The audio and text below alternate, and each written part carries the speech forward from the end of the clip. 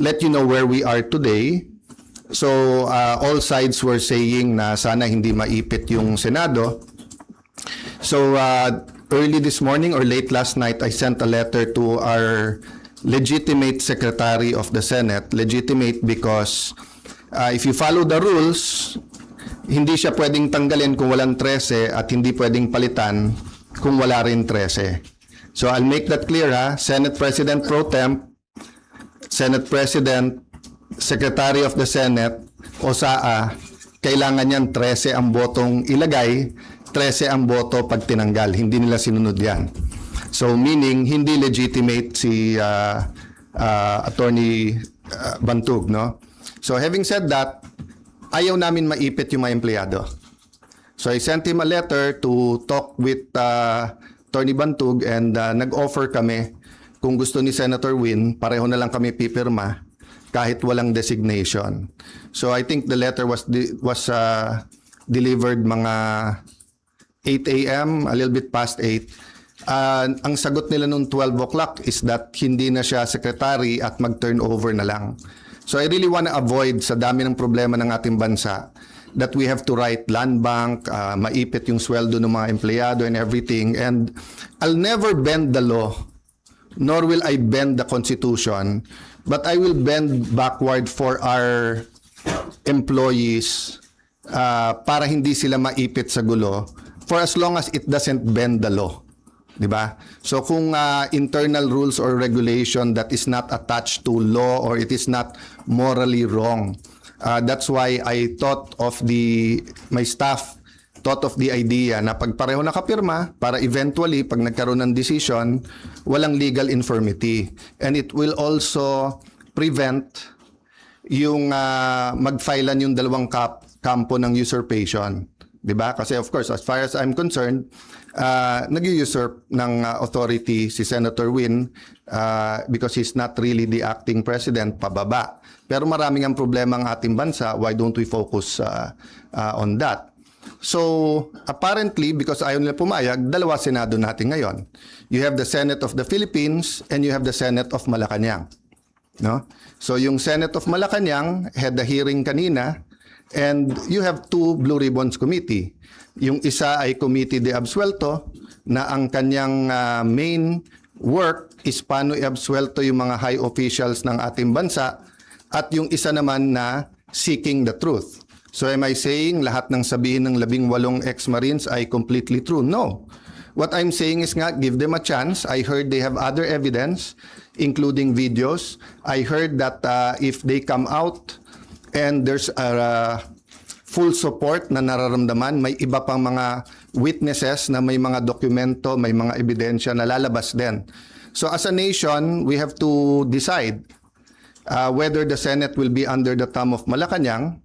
And now that it is very clear to us that the biggest ever corruption scandal is the flood control scandal, if it's acceptable to us that we witnessed this morning the biggest cover-up committee hearing of our generation.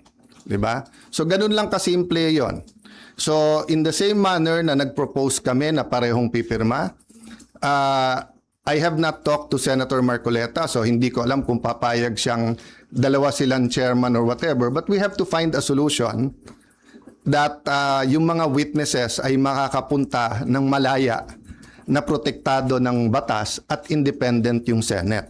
Having said that, mahaba panahon, as I said kanina, let's focus on Mindanao and on the relief and rehabilitation, especially kung may mga lives that are at stake now because dun sa mga buildings. I don't think all of us fully know the extent. So far, nakikita lang natin yung mga videos, no? So hanggang dun lang muna, we will continue with our meetings. We will focus muna on Mindanao. I am not sure when the next hearing ng Blue Ribbon led by the subcommittee by Senator Marcoleta is. I'm expecting to know soon, but definitely knowing what's happening in Mindanao will have an impact on our decision kasi priority yan. Okay, questions from Janice Cosio. Sir, good afternoon po. Good afternoon. Dalawa lang, sir. Yung comment nyo sa resign call sa inyo, and sabi po ng Malacanang kanina, open si BBM na magpatawag ng special session ng Congress. Lalo na po, nabanggit nyo na rin yung nangyari sa Mindanao kanina. And paano po yun kung magkakaroon ng special Unahin ko yung Congress? special session, okay? Yes po. So, I had 2 communications with them sa Malacanang. And both cases, sinabi nila sa akin, hindi pa handa yung mga bills na gusto nilang ipapasa para dun sa uplift. So, biglang nung nagpalit ang majority, biglang kailangan ng special session dahil may bills na. Actually, kung may official silang bills, dapat na i-file na yon para na-refer na sa committee, di ba? So, sabi nila, inaayos pa nila. But having said that, kung bigla nilang naayos from the time I had discussions with them, may LEDAC, pinospone nila the day before, tinawagan ako ng secretary na head, and then sabi niya, sir, pwede ba ituloy bukas? Sabi ko, kayo nag-postpone, ready ako. Tapos hindi rin naman nila tinuloy. Yung sinasabing magtrabaho tayo, nagtatrabaho kami, ready kami magtrabaho. Sila nag-walk out, kaya nagkaroon din kami ng parliamentary tool na ginamit. Sinasabi ni Senator Lacson paulit-ulit, and I feel bad for the generals, and I apologize in behalf of the whole Senate, both the majority and minority. But nakita nyo naman, after nila kinonvene illegally ang session, ano bang ginawa nila? Nag-adjourn sila sine die. Ang calendar natin pwede pa hanggang Friday. Hindi naman nila tinuloy yung session ng Thursday, Friday. Sasabi nilang mga gusto nilang ipasa eh. So ang problema natin sa kabila ay double standard. Iba ang sinasabi, iba ang ginagawa. So doon naman sa nananawagan na mag-resign, as I said, pag-usapan na lang natin in a few days after yung focus tayo sa Mindanao, but especially yung mga former presidents, yung mga nagkampi-kampi na mga Marcos na rin, papasalamat ako sa inyo sa call nyo na mag-resign ako bilang Senate President kasi ibig sabihin, nire-recognize nyo pa rin ako as Senate President. Kasi kung hindi nyo na ako nire-recognize as Senate President, ba't kayo nananawagan na mag-resign ako as Senate President? Di ba? Sir, kung gamitin ng Malacanang itong nangyari sa Mindanao, No, patawag ng special any special session that will redound to the good of the Filipino people is welcome. The special session is in the Constitution. Yung ginawa namin nung bago matapos yung bago mag-sinedie is precisely because aagawin nila yung committees at kailangan matuloy yung hearing tungkol sa Blue Ribbon. Having said that, Mindanao is now. Diba? They need the attention now. So if there's needed legislation, good.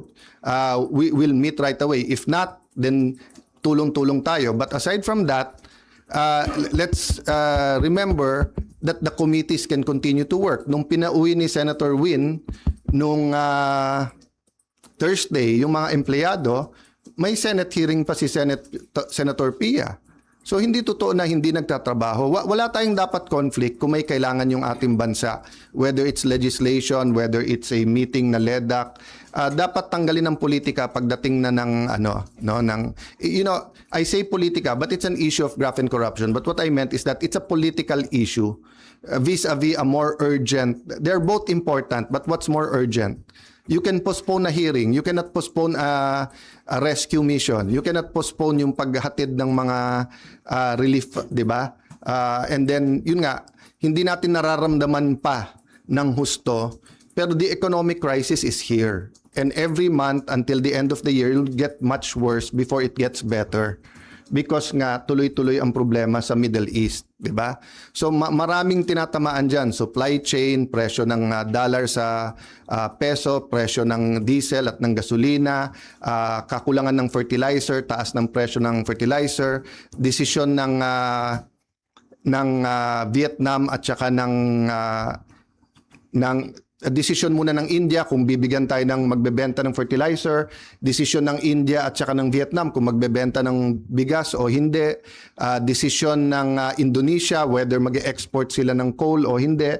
All of these are kumbaga sa relo are moving parts na walang makakahula o makakapredict. So in that sense, kailangang magtulong-tulong talaga yung ating bansa.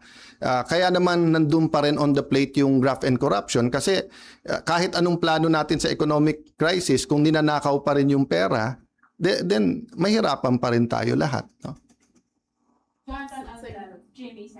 Sir, Yes. sino po ang tatayong presiding officer sa impeachment trial? At may update po ba kayo sa... As soon as they have 13, walang problema sila na. Okay, so I have to assert because may pinaglalaban tayo. Pinaglalaban ko hindi yung si Alan Cayetano ang Senate President. Ang pinaglalaban natin, ang Senado hindi pwedeng rubber stamp ng Malacanang. Hindi pwede na hindi independent yung Senate. Hindi pwedeng may hearing ka katulad kanina, yung bibig na bumubukas ay senador pero yung lumalabas na salita galing sa Malacanang. Opo. Ano pong rules sa pagpili ng presiding officer sa impeachment trials? They illegally amended the rules. They illegally had a session, 'di ba? So in due time there'll have to be something that will decide, 'di ba? But in the same manner na ina-assert ni Senator Win na he's the acting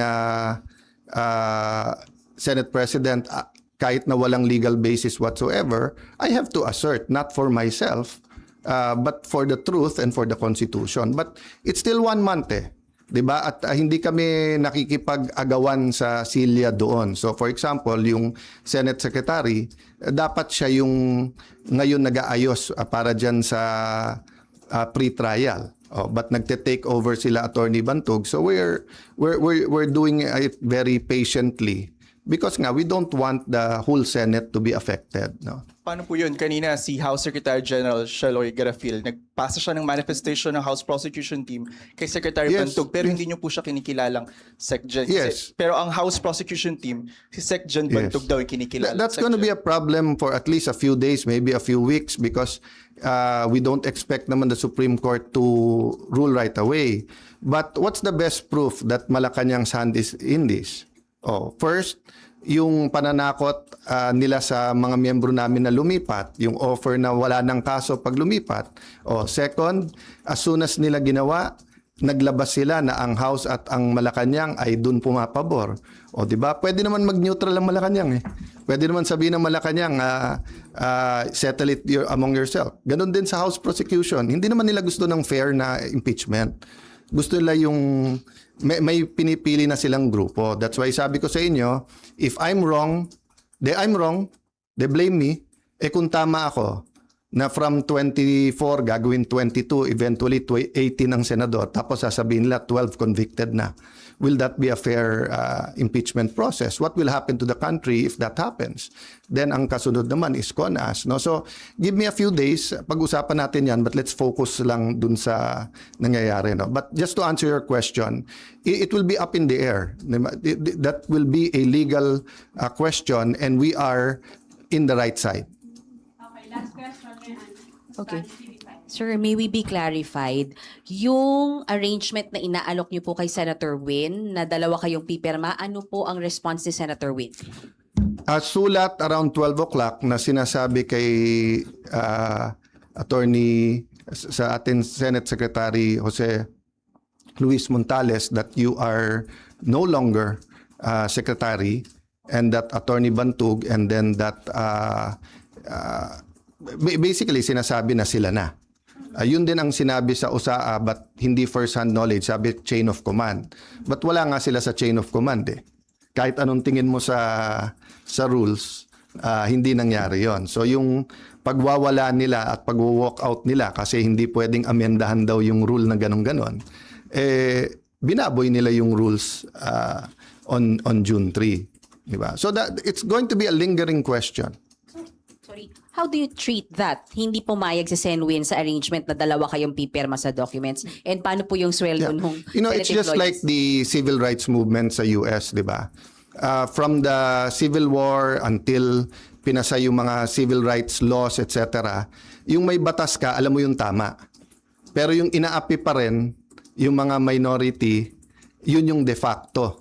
Di ba? So alam naman natin lahat kung ano tama at sinong tama. Pero ang kapangyarihan kasi nasa kanila Sa kanila ang pulis, nasa kanila ang NBI, nasa kanila ang Malacanang. Kaya sabi ko, lahat ng kapangyarihan nasa kanila. Pero katotohanan nasa amin. So hindi ko pwedeng bitawan yon.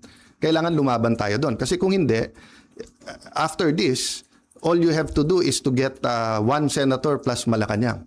Hindi na 13 ang kailangan mong boto, 1 plus 1 lang. 1 plus Malacanang. Sir, so you will still sign? Paano yung mga... That is a practical question na hindi mangyayari because nga from the bottom paakyat dun sa office, 'di ba? Never naman nila sinurrender yung SP office. Hindi ko namang trinethreaten yung mga empleyado, 'di ba? But sila inaano nila yung mga empleyado. Yung ginawa ni Senator Erwin tapos nagsorry. Bad cop, good cop 'yon. Sadya 'yon. I-shock mo na yung mga empleyado, nakakasuhan ka, tawagin mo kung ano-ano. Tapos si Senator Win naman yung mabait. So kahit na nagsorry siya, natanim na yun sa puso ng mga empleyado. 'Di ba? Kaya nga sa akin, sa mga empleyado, it's a matter of conscience. Sir, so you gave up the signing? No, I'm not giving it up. I'm just saying, malamang hindi dumating sa opisina ko yung pipirmahan. No. But I'm not giving it up. Diba? Kailangan ko i-assert yun. Sir, sorry, ano po ba yung extent nung arrangement na pinopropose po ninyo? Hanggang doon lang sa dalawa kayong magsasign? No, it was a first step lang kasi sinabi nila open sila. Eh, hindi naman pala sila open. Diba? Kasi sabi nila, ayaw nila ng gulo. Diba? Sabi nila, eventually, kailangan magsama yung dalawang grupo, one Senate tayo. Diba? But mukhang ang utos ng Malacanang, hindi, kayo lang. Oh, kasi nga alam nila na even if we go to the Supreme Court ASAP, it will take time. So in the meantime, they're buying time until they either get one more member or whatever. How will you assert kung hindi darating sa inyo yung pipirmahan? Basta in any way I can. And it's just like yung example na binigay ko sa'yo, whether it's apartheid, whether it's civil rights, di ba? Doon tayo sa tama. Okay, thank you guys. One last. Sandra. Sir, nabanggit niyo po kasi kanina yung Supreme Court. So are you referring to the one filed by the school teacher, Tayam, or meron po It's kayo always an iakyat sa option Supreme for everyone. It's an option for the other side, for us, for the employees can also file. So let's see kasi nauna na si Senator Win, nag-meeting na yesterday ata sa mga taga-USAA and yung kanilang inappoint na secretary at OSAA, bagamat illegal, 'di ba, umikot na in every. As I told you, no, as a practical matter, ang matagal na naging Senate President si Senator Drilon, 'di ba? Tapos si Senator Soto matagal din, more than 5 years, 'di ba? Si Senator Coco, Senator Mig, Senator Cheese, magkakasama sila ngayon eh. Ako naman ni isang empleyado, wala pa ako na-appoint eh. So as a practical matter din, sila ang mga kaklose. So syempre sila ang napakinggan.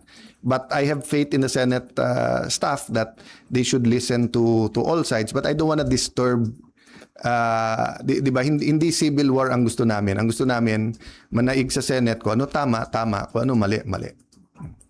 Thank you guys. Thank you.